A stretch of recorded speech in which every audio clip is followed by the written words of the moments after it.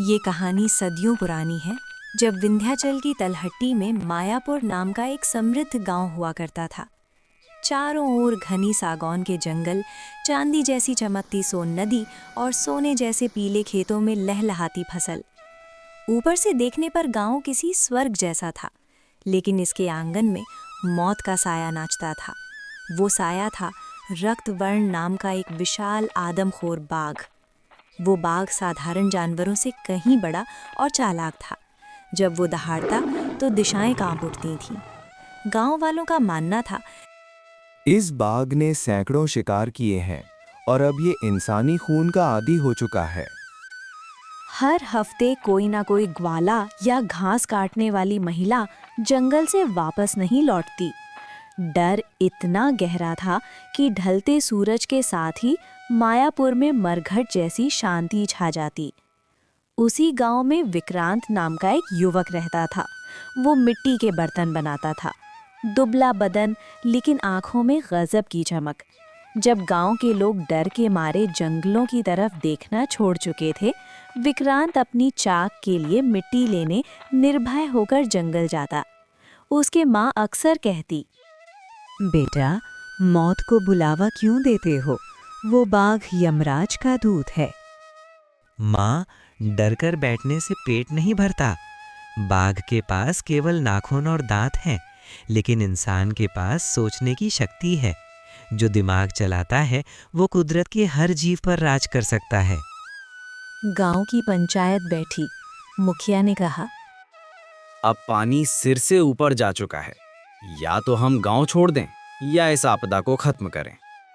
किसी ने मशाले लेकर हमला करने की सलाह दी तो किसी ने पलायन यानी लीविंग की। बहस बहुत हुई पर नतीजा शून्य रहा। विक्रांत कोने में खड़ा सब सुन रहा था। उसे समझ आ गया था कि ताकत से बाघ को हराना नामुमकिन है। चालाकी का खेल। अगले दिन विक्रांत जंगल पहुंचा। वो जानता था कि रक्तवर्ण आसपास ही है।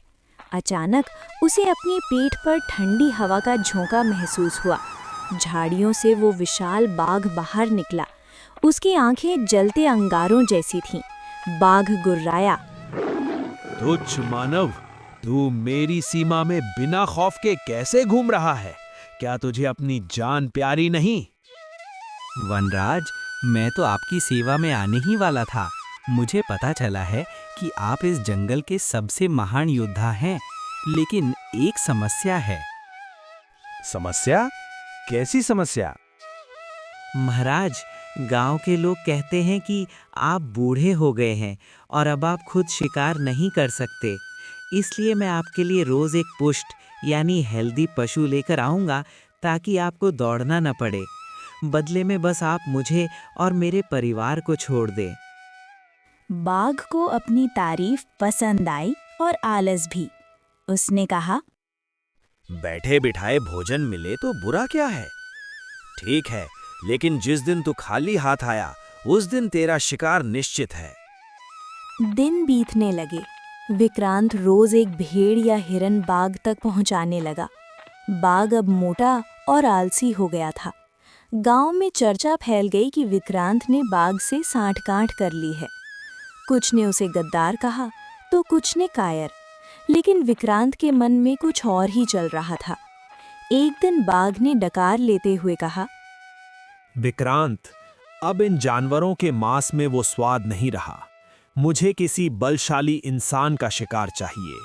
कल तुम किसी ग्रामीण विलेजर को यहाँ लेकर आओ। महाराज, आपकी इच्छा शिरोधार्य है, लेकिन गांव में एक ऐसा योद्धा है जो खुद को आपसे भी बड़ा शिकारी बताता है। उसने पास की एक पुरानी बावड़ी वेल पर कब्जा कर रखा है। वो कहता है कि असली वनराज तो वो है, आप तो उसके सामने बिल्ली हैं। कौन है वो? मुझे उसके पास ले चल। मैं उसे अपनी ताकत का एहसास कराऊंगा। अगली सुबह विक्रांत बाघ को जंगल के बीचों बीच स्थित एक प्राचीन और गहरी बावड़ी के पास ले गया। बावड़ी का पानी बिल्कुल स्थिर और गहरा था। विक्रांत ने इशारा किया, महाराज, वो योद्धा इसी के भीतर रहता है। वो इतना ताकतवर है कि वो पानी के अंदर से ही शिकार करता है।